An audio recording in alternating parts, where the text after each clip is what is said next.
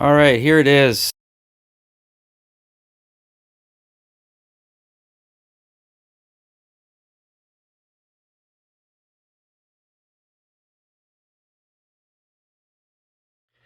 Here's a bit of a milestone here.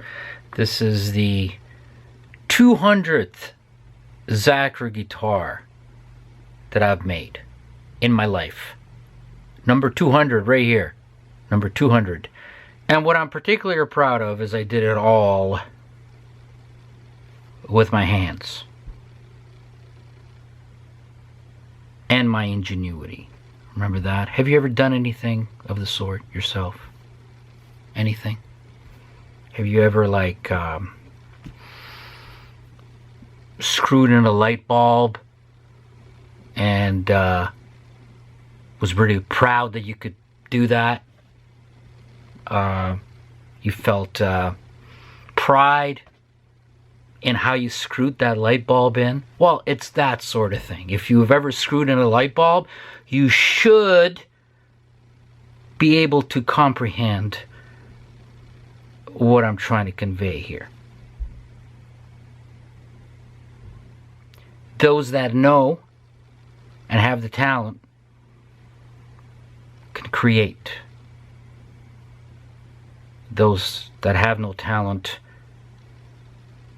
buy a CNC machine. There's no argument here. There's no debate here. It's as simple as that. And that's kind of weird because I was just looking at a video where a mass producer using CNC machines claimed that, they can make 200 guitar bodies in like a day or so if they want to. So it's I'm very proud that I've only made 200. Listen, I'm in your corner.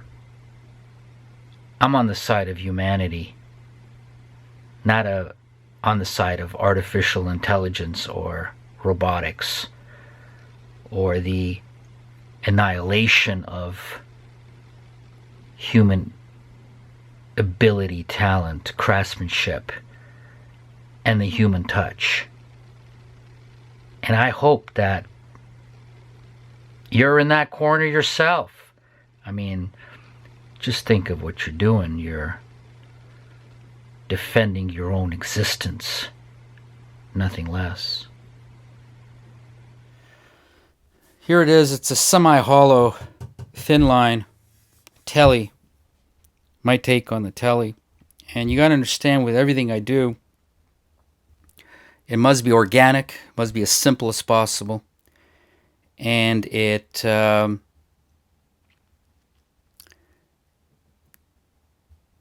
has to be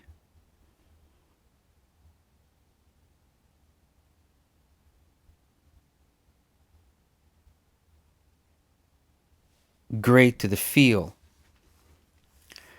which is a function of it being organic. And what I've done here is there's a few firsts, like putting the half hole here, and I'm telling you that it's very difficult because all the electronics have to go through this hole here, see? And what have I done? I did the pickups. Those are all my pickups. This is a steel screw pull, Telecaster pickup, magnets on the bottom, and it is a cross between a P90 and a Telecaster pickup. And I had to make this pretty damn powerful to match the this is a Charlie Christian style pickup. I'm getting closer and closer to the hardcore Charlie Christian pickup. I'm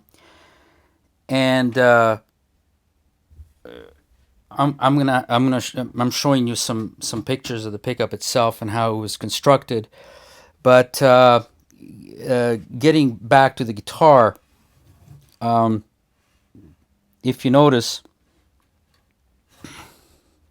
well, there's a center block here going down, right? Just enough to accommodate the bridge. and the pickups. Also, the area in the center block behind the bridge is also hollowed out. The center block is there, but the center of the center block is hollowed out to get maximum hollowness going on. And then the sides are hollow. Now, the way this differs from, let's say, a fender thin line is that the top and the back are a lot thinner. So the whole thing is very, very resonant. Let's not forget to mention that the sides of the thin lines, the semi-hollows that I do, the sides are a lot thinner than what you would actually find on Fender thin lines or similar type of guitars, where they have very thick sides, also thick tops and thick backs. So they're really not very hollow. They're more like a chambered type of thing, you know what I mean? Even if they do have an F-hole in it, where this is actually, I was going for the hollowness. So it's very resonant, very lightweight. It's all hand routed, and what happened is the inspiration for this guitar actually came from the wood that I found in my stash, and I've got a lot of wood, and I found these thick pieces of figured walnut. That's what this is, figured walnut. You see the flames in there, but not too much. We don't want it to look like a PRS or anything, please. I hate that gaudy look. It's you know, it's done for idiots. I guess idiots really enjoy that sort of thing, so they buy that. But so what I did is I had two pieces. You know, it's joined in the center. You can't see it. But two pieces, and I forget now. I think it was one. Was it one piece? I'm not sure. And then but it wasn't wide enough to make a guitar body from, so I had to join two pieces together. And the thing is, it was you know, on the heavy side, obviously, and it was even thicker than this guitar ended up being. Okay, this is a little bit thicker than a Telecaster. It's actually 49 millimeters, the finished guitar depth. And so the wood was heavy and the wood was really thick. Nice piece. I mean, it's hard to find something like that these days.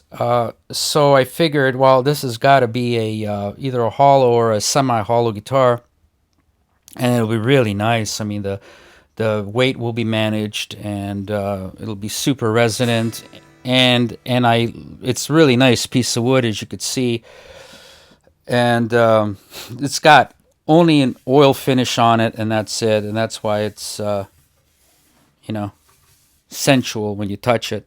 You can't compare this to all the plastic guitars you see at any music store you go into. But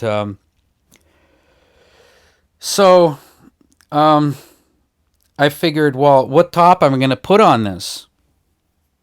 You know, I hate to put a top on it because the wood is nicely figured on its own, right? Look at that. I don't know if the lighting is any good in this video, but not too much light in this room here. But so so I figured, well, why put a top on this when it's thick enough? It's thick enough for me to just take a slice off from the top and use that slice for the top of the body, top of the guitar, after I hollow it out. You get what I'm saying? And then I figured, how the hell am I going to do this? Because I don't have the equipment. I don't have the resources to buy these big, huge bandsaws that can cut you know, this width of wood standing up. So I figured, well, I got enough depth in the body blank so that I can slice a top off of it. Here that I could slice a thin top off, use it as a top, right? A thin layer I can slice off the wood. But so I put it up to my 14-inch bandsaw, and oh man, it didn't fit. Obviously, it wouldn't fit. And I mean, in terms of height on the bandsaw, it would only come up to about here or something like that, right? Going through the bandsaw, because I had to take a slice off with the blade, with the full blade going this way, right? And it's obviously has to be cut straight too, right? So I figured, what the hell am I going to do? And I've done this in the past, but it's a very precarious situation, very dangerous situation. Don't ever try this at home. So what I have to do is I had to remove the support mechanism, the ball bearing and all that supports the top of the blade, to make room for this width here, and so I took off that whole mechanism, so the blade was kind of running on its own, unsupported by anything on top. It was a support mechanism underneath the bandsaw table, but nothing on top. So the blade is not going to give you very much accuracy to start with. There's nothing to support it, even though it's a big, thick blade. But I had to put the whole guitar in on its side vertically, so I could slice a top off the existing body blank, right? Do you get it? All right. It's not going to cut very straight that way, but I really had no choice. So very carefully, I had to be very careful so I don't cut off my fingers, and don't try this at home. Don't ever try this at home. So I put it through and just went very slow, and was actually scared doing it. And because of that, if I would have had even more confidence doing this, I could have cut this straighter, and that way the top would have been thick enough to just use the top. Now, here's what happens when you're a hand craftsman, okay, doing anything. You're always going to be making mistakes, and some of these mistakes are invaluable. They're wonderful mistakes. And sometimes you think, oh my God, I really messed up. I lost everything. This is a real fuck up here. I wasted a beautiful opportunity to have a beautiful top from the same piece of wood even. Can you believe it? Just because I didn't cut it thick enough and straight enough. Man, I would have been kicking myself. Oh God. And then I start thinking creatively. That's part of the creative process as well. This is what people with CNC machines don't ever experience, right? They can't. Everything is locked up away from them, inside the CNC chamber. It's all locked up, so they don't even hear it. They don't even feel it. They don't even have to look at it. But when they're making your guitar, they don't even have to look at it. Isn't that hilarious? Isn't that disgusting, actually? But anyway, so I didn't want to cut my fingers off, because if I cut my fingers off, you know what? I'm going to have to buy a CNC machine, dudes, and join all the other frauds who call themselves guitar builders. So I didn't want that. And then I would be a very unhappy individual because I wouldn't be able to be creative anymore with a CNC machine. I have to hire an Oriental guy to do the programming, and then I have to find all these people, all the Rhett Scholes out there who could do some marketing for me, and I have to pay them, and on their cheesy YouTube channels, going out to their hundreds of thousands of idiot followers. Not for me, okay? I just become another asshole, fraud. But so I put it through the machine with the guide, with the support. The upper blade guide removed so that I can increase the vertical capacity of the saw, which it was not designed to do. Removed, unscrewed from the machine. If you ever used a bandsaw, you know what I'm talking about.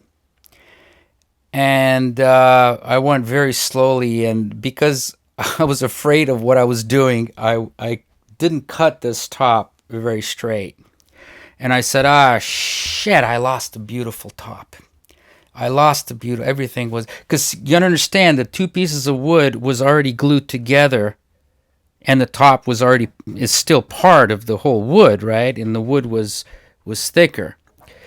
So what I wanted to do is take a slice off to use it as the top, and the whole plan is that I would just glue the slice right back on and use it as a top. I would hollow out the inside and then glue the top. Does that make sense? Glue the top back on, and you won't even see a seam here. You think it's all one piece, right? The way this kind of looks like it's all one piece, where you could slightly see the center seam where it's glued together perfectly. You like the precision? Is that enough precision for you dumb fucks out there on guitar channels? Is that enough precision for you? What do you think, Tiny? Tiny loves the precision. So anyway, Tiny's a purebred. Say hello, Tiny.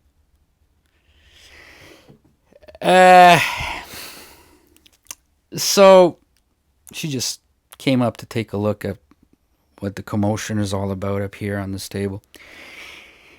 So I didn't cut it straight, and the top became really thin. So I said, oh man, dude, you fucked up. You had a chance. You had a chance to be great, and you fucked up, dude. You can't hack this. You can't hack. You better buy yourself a CNC machine, because you fucked up. Be ashamed of yourself how uncoordinated you are here. You didn't cut it straight because you were scared you're going to cut your fingers off. So anyway, what am I saying here? Okay, so where were we? So I cut it real thin, so I said, fuck this. So then I had to put it through I said, well, let's put it through the band sander and thickness sand it, get it beautifully flat on both sides, and see what we end up with. So I ended up with, if you could tell, and there's a lot more pictures on the website of this guitar, I ended up with, you see the top, how thin it got. And I go, what the fuck, that's too thin. Because I do have some parameters that I must go by, of course. I mean, you want a thin top. You don't want it too thin. You don't want to get it just right. So I said, what the hell am I going to do? And then this is when the creative process comes in. I thought I messed up the whole project. And then I have some plywood. You like plywood? Everybody likes plywood.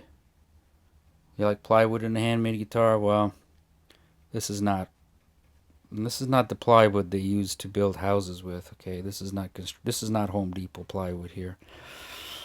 This is very high-end stuff, and I can make my own plywood now. Oh yeah, I really enjoy doing that. I'll show you in the next guitar what I did with that. If you think this guitar is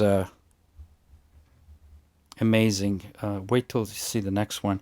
But anyway, I'm getting ahead of myself here. So I laminated perfectly, and yes, I can do that as well. All hand done.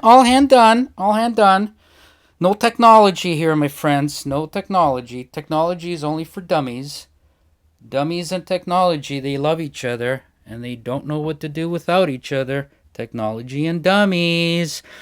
So, obviously, this is beautifully glued on. I'm very proud. I mean, this is all hard, very hard stuff to do. You just don't do this.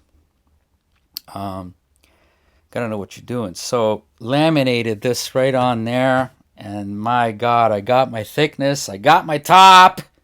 So, even though I put it through the bandsaw without that support mechanism on the blade, and because I was afraid of cutting my fingers off, and because the blade was kind of going like this back and forth as I was cutting it, I did not cut the top straight, and it became different thicknesses, you know, kind of like a wedge, and it became too thin to be a top on its own. So anyway, I wanted to put it through the thickness sander first and see what I got. And when both surfaces of this slice, this top, were sanded flat, I ended up with a slice of walnut which was too thin to be used as the top on its own, so I had to laminate it. So I got this idea of laminating it on this sheet of plywood, and then I got my thickness the perfect thickness I wanted, and it saved the project. And then what I did is I just simply hollowed out the two sides of this body with a handheld router, and then glued this top, this laminated top, walnut on plywood. I glued it right back on to the body, and it's actually still the same piece of wood that was on that body, but now sliced and laminated on top. So I think a lot of the innovations that I do come up with are due to mistakes that I make, and that's how I grow. That's how the creative process functions, right? Through mistakes and through the resolution of these mistakes. What can I do to fix it? And then I come up with new things. Wow, I've just come up with something, trying to remedy a defect or a fault or a mistake that I've made. And in this particular instant, it looks really cool because that's a really nice contrasting line that the white plywood gives it on the sides. It almost looks like it's got binding on it. So I think it's really cool anyway. So there you go. It saved the day. And I was happy, so the work could continue. It's a very big project. So, and then the neck, it's the usual neck. Quarter sawn maple, of course. Everything in one line makes it so much easier and a much better design to have a headstock like this. I did a video just on that for all you dumb fucks that could not figure this out yourself. It's okay. I'm here for you. I can be a kindergarten teacher too. You know. I mean, come on. I'm skilled at it. So you got the rear. You've got the usual spike joint, which is it's such a breeze to set up because I can control the angle of the neck, and so the CNC, not CNC, sorry. It's a nightmare for me, this CNC bullshit. Anyway, yeah, some of us have absolutely no need for. Some of us would be ashamed to have a CNC machine. It just wouldn't do us any good. But anyway, the Charlie Christian pickup, okay, it's done with 38 gauge wire, which is a thick wire. There's a lot of wire on there. These are very heavy pickups, and that matches up with this screw pull Telecaster / P90 pickup here, and master volume, master tone, Les Paul switch. Very, very simple. You got the original Telecaster. See, what you got to do is you got to keep all the essential elements of the historic design. Okay? What you want to do is you want to do a better version of it. You know, all these all these frauds out there that I see, they're smaller companies, and they get their CNC machine, and boy, they're in business. They start marketing themselves on social media, and they're in business, and they're making exact copies of Fender Telecasters, and I have no idea what the purpose of that is. You know what I mean? And others are making something that looks like a Telecaster, but they lose all the essential elements of a Telecaster. And I can't figure these people out. They just make me cringe. And then you hear that they got long waiting lists. Listen, if you want to buy a Fender Tele, that's exact to the original, even though it's CNC made, a CNC vintage reissue of an original guitar that was completely handmade. Oh my God, what a fucking joke, man. What a fucking joke. And you dummies, you eat it up. You eat it up. But anyway, if you want something like that, buy a Fender Custom Shop.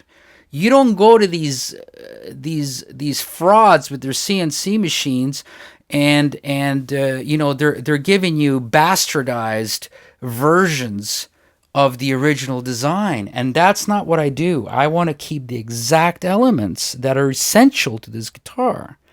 You've got the bridge. The bridge is a major thing. The Telecaster pickup, or slight variations of it, is okay. Then I put in the Charlie Christian pickup, which is also a historic design. And this one's got 25.5 in scale length, just like the original. And then, moving to the headstock, of course, I'm going to use the exact vintage Clouson style tuners. I mean, but I do see this is a good example of what I do. All right, use the same tuners, but go a step further. Give you plastic buttons. What does that do? Well, on a lightweight guitar like this, on a semi-hollow or a hollow guitar like this, you definitely want to keep that headstock lightweight. All right, you don't want it to be neck heavy. So, of course, keep the same elements, but do it better. That's the key. Wanted to match the body, so I laminated a thin veneer, walnut veneer on there. Isn't that cool? And so it's a really interesting visual here, I think. I just had to do it. It's got to be perfect. You guys are into precision. Well, I'm going to have to beat your fucking CNC machines, don't I? Oh, yeah. Is that enough precision for you? Look at that. Okay. And then I wanted to make the neck. I've got some vintage guitars, and this one that I love, this neck. It's a certain thickness, and I wanted to match that, so the tuners would not accommodate. So I had to. Isn't that? Maybe I shouldn't reveal too much here. Some tinkerers are watching. Tinkerers! It's the world full of tinkerers.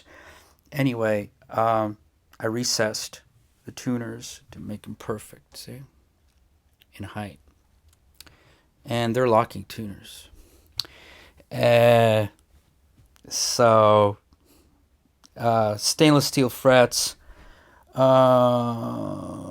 What did I do on this one? I got my specifications all written down and documented, but I don't recall. I think this is, for the first time in a long time, I'm using one size frets, and they're tall and wide, but not the tallest and the widest that I use, but very close. So it's all stainless steel frets, and obviously this does not play like a Telecaster, like an original Fender Telecaster. Some of these vintage guitars, you got to be realistic about it, and some of them just don't play well, not because they're bad, is because they weren't made for modern playing. So this is made for modern high performance playing. If you're a modern high performance player, then this is the guitar for you. I got the quick connectors on the pickups on the inside, so nothing has to be. So the pickups do not have to be soldered, hardwired in. It's the connectors in the pickup cavity that do the trick, so you can swap pickups if you, not you, but me, I can swap pickups anytime I want to. For instance, if I build a set of pickups for a particular guitar, and let's say the bridge pickup is just not hot enough to balance with the neck, well, I just make a new pickup, unplug the old one,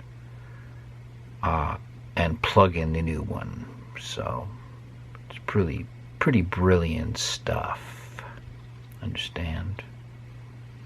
See, when you're doing something by hand, you become intimately connected to the material of the instrument, and then the instrument itself. And you've got the opportunity, when you're building with these hands and with this mind and with this soul, you've got the ability to have control over every aspect of what you're making. So it is not the production of a commercial product or unit where you even have the fucking barcode permanently attached inside your guitar. You got a barcode.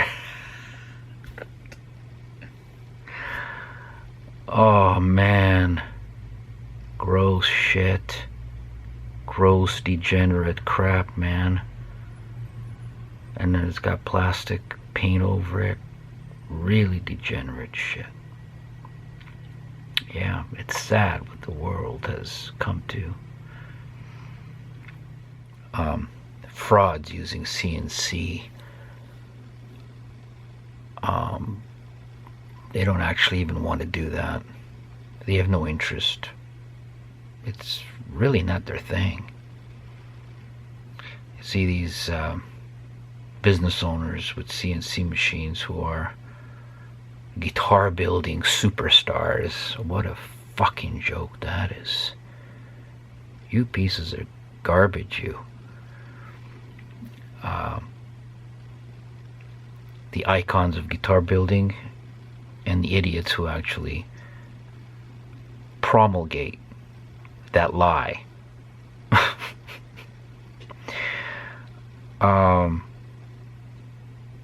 They have no interest in having an intimate connection with what they do.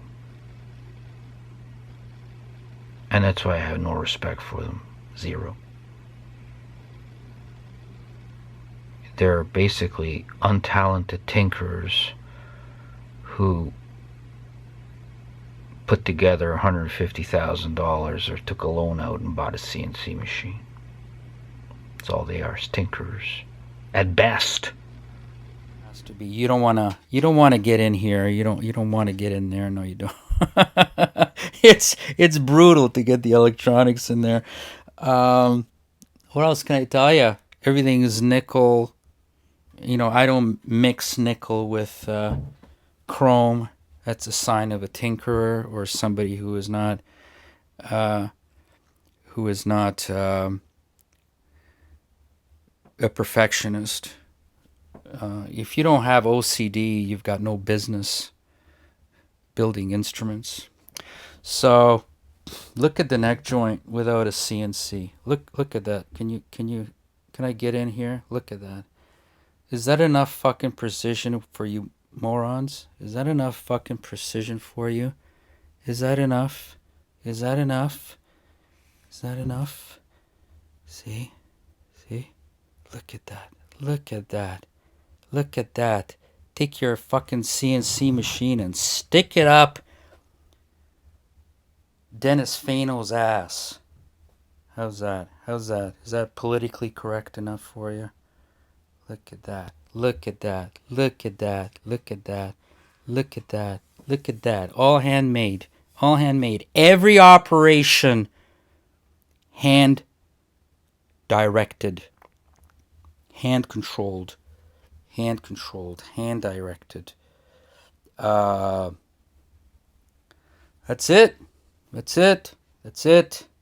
I'll have a little sound sample of it for you. And any questions, let me know. Have to keep the original Tele jack plate. Vintage style strap buttons. You morons that use strap locks, I don't even want to look at you. You disgust me. So, what's really cool about that lamination of the top is it looks like almost like it's got binding on it. Isn't that cool? It's a 3-piece plywood with, look at the grain in that wood. Most of you have never felt wood in your life. How sad that is. See the plywood, and then the walnut, which is actually right, as I hope I was making myself clear, it's actually a part of the whole body wood, right? It's just sliced and then glued back on. So I've done that before in my hollow bodies that are still on my old website. If you want to take a look at that, I've done that before on, I think, on 1 or 2 other guitars. And it's really cool. Ebony dots, ebony wood dots. And this one is not relic. You got to understand that handcrafted guitars don't need to be relic, because they are brand new. Right on the day of completion, they already feel like a beautifully well played in vintage guitar, because handcrafted guitars are so organic. It's the organics that you're paying for, and what you need to bond with it in your playing. So, all right, see you on the next video after the sound clip.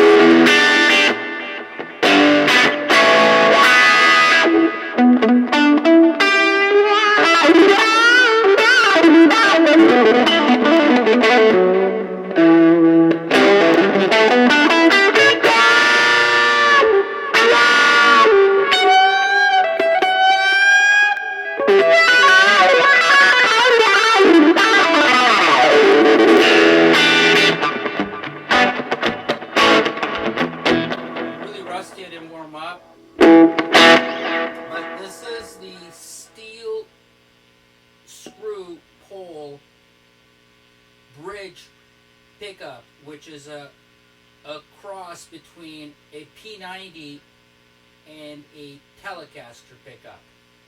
You can see it in the pictures, of course. Just want to mention to you that you're listening to a little, about a 5-watt amp through an 8-inch speaker. This whole thing was recorded on that, and I will show you that amp, not next video of the next guitar, but the one after that. I will show you this cool little amp, okay? Just keep in mind, it's 5 watts, and it's an 8-inch speaker.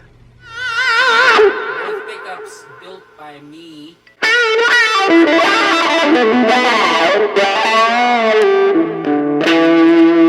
Bring down the gain a little bit.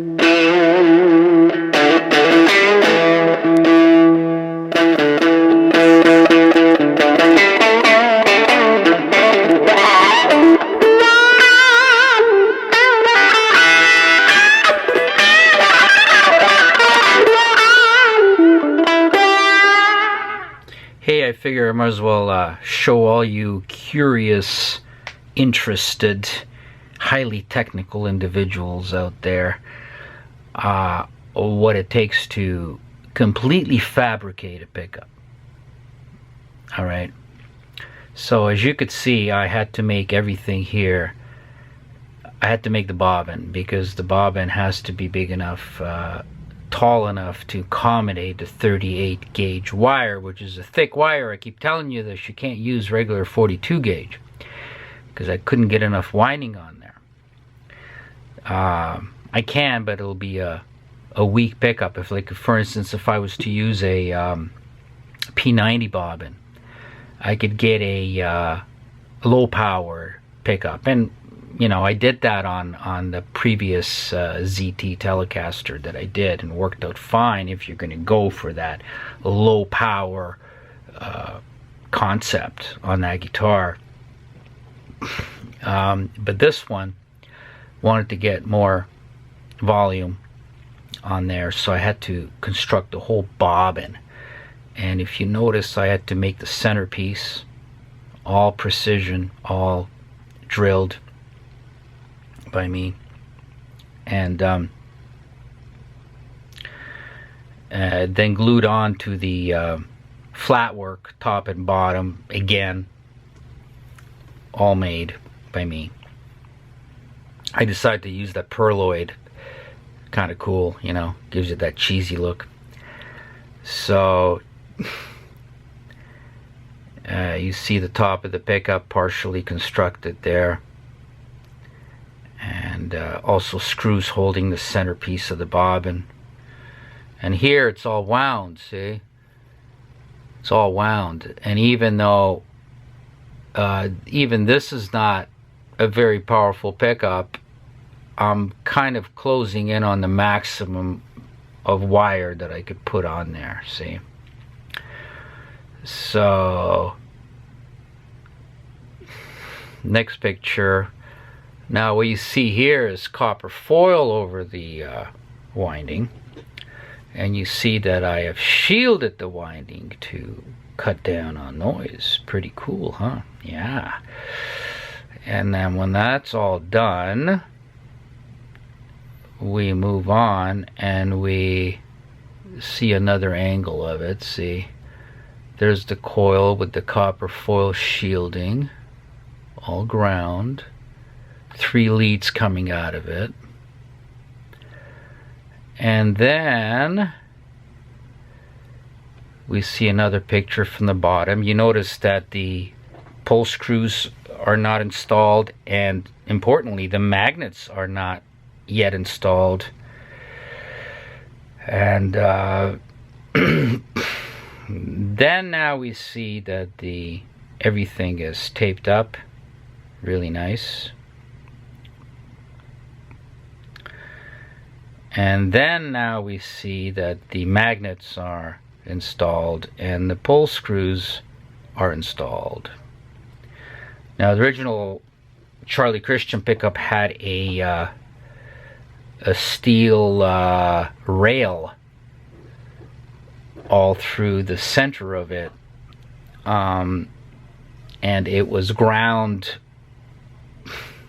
a little bit. It wasn't staggered, but it was ground down where the B string hits it, because the B string is really magnetic, and it's out of balance usually with the rest of the strings.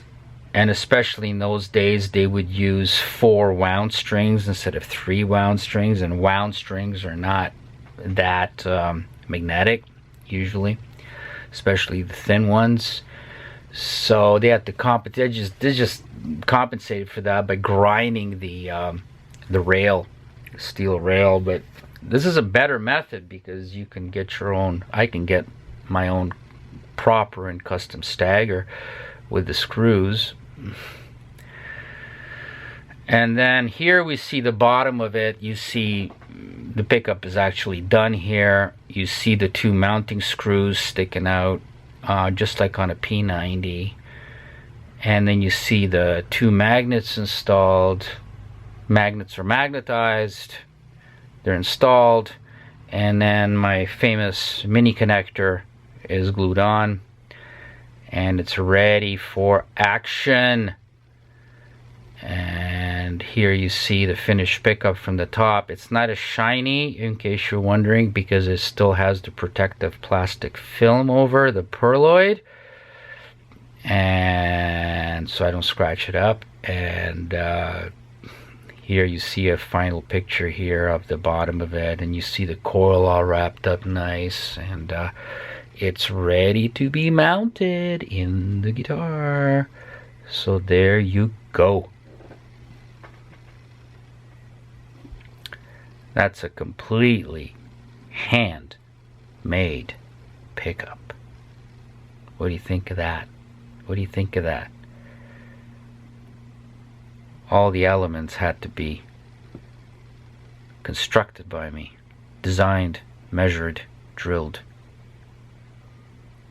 cut to shape, beveled, all hand fabricated. Takes hours to make one pickup. So what's it worth? What's it worth?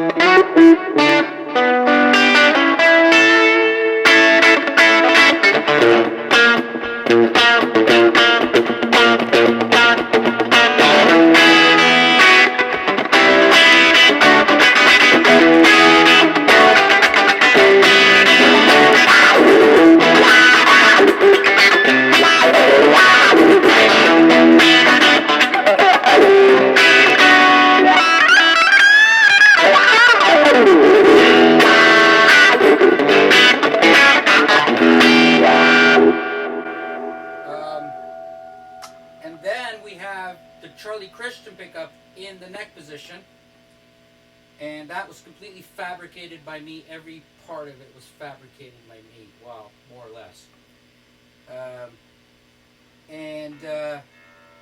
It also has P90 style pull screws, so it's not a pure Charlie Christian.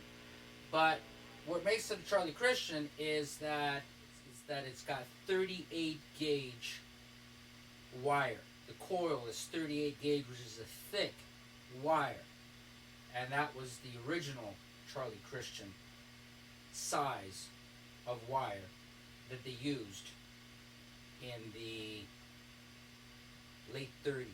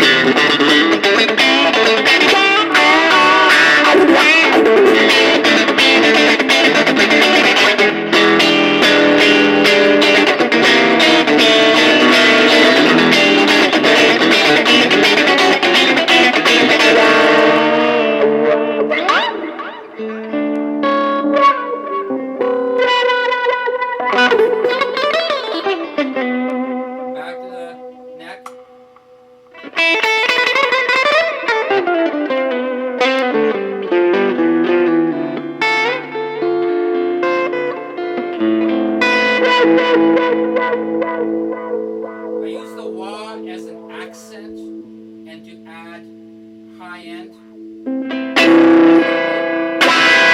for accentuation purposes.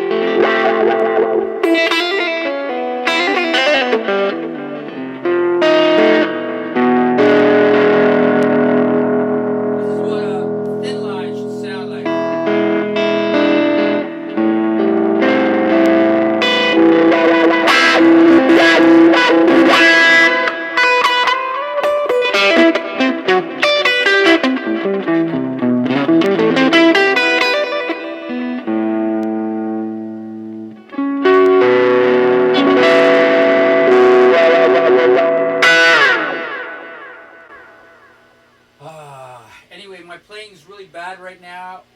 I get nervous when I turn on the fucking video thing, and I literally freeze, and I sound like I'm a terrible player, which I am, but not quite as bad as what it sounds like. So I actually play like unbelievably when no one's listening. Do you know what I mean? Does that ever happen to you? But I'm getting better. I'm getting better. You're gonna see some better playing as I get more experience doing videos. I hate doing videos. I'm not a YouTuber or anything like that. I just want to document these guitars. So what else can I play for you? Let's go. Clean.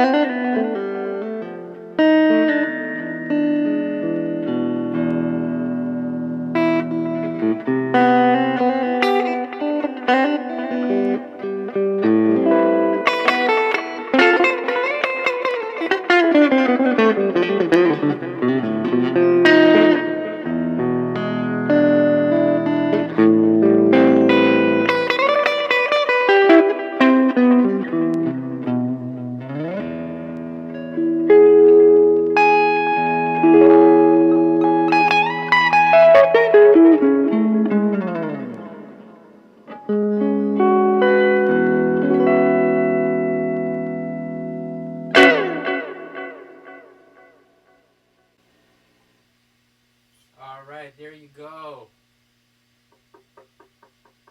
Very resonant, amazing instrument. Just think what you could do with this instrument. As great as you are.